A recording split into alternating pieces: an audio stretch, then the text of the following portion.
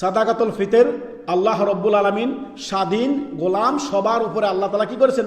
ফরজ করেছেন। হাদিস কি? আপনার সাদাকাতুল ফিতর আদায় করবেন কি দিয়ে? আপনার খাদ্যদ্রব্য দিয়ে, অর্থ দিয়ে, টাকা পয়সা দিয়ে নয়। কেননা নবী সাল্লাল্লাহু আলাইহি ওয়াসাল্লাম এমনটি বলেননি, সাহাবায়ে কেরাম এমনটি করেননি। ইবনে ওমর এবং কি আবু সাঈদ খুদরি থেকে হাদিস, সহিহ বুখারীতে 1506 নম্বর হাদিস, ফরাদা রাসূলুল্লাহ সাল্লাল্লাহু আলাইহি ওয়াসাল্লাম যাকাতুল ফিতরি সা' মিন তামর আও সা' মিন শাইর আলাল আবদি ওয়াল হুররি। অর্থাৎ নবী সাল্লাল্লাহু আলাইহি ওয়াসাল্লাম ফরজ করেছেন প্রত্যেক ব্যক্তির পক্ষ থেকে এক সা পরিমাণ খাদ্যদ্রব্য, আপনার কেজির মাপে আসবে 3.5 কেজি বা 3 কেজি দিয়ে দিলে আরো অধিক উত্তম। অতএব এক সা পরিমাণ খাদ্যদ্রব্য দিবেন। আর এই সাদাকাতুল ফিতর আপনি আদায় করবেন কখন? আপনার ঈদের সালাতে যাওয়ার পূর্বেই।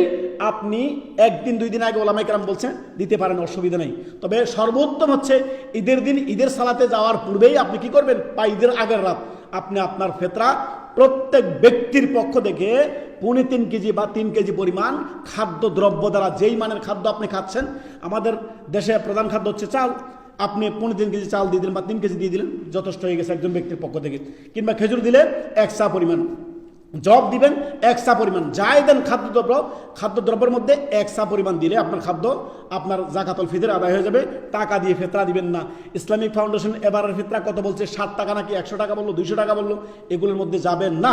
মাযহাবি ইখতিলাফের মধ্যে যাবেন না। আল্লাহ রসুলের দিকে ফিরে আসেন। ফারুদ্দুহু ইলাল্লাহি ওয়া রাসূল, ফিরে আসো আল্লাহ এবং তার রসুলের দিকে। যখন ইখতিলাফ দেখা দিবে, মতানক্য দেখা দিবে, মতানক্য দেখা যাচ্ছে না, ফিরে আসেন আল্লাহ এবং তার রসুল দিকে, যথেষ্ট।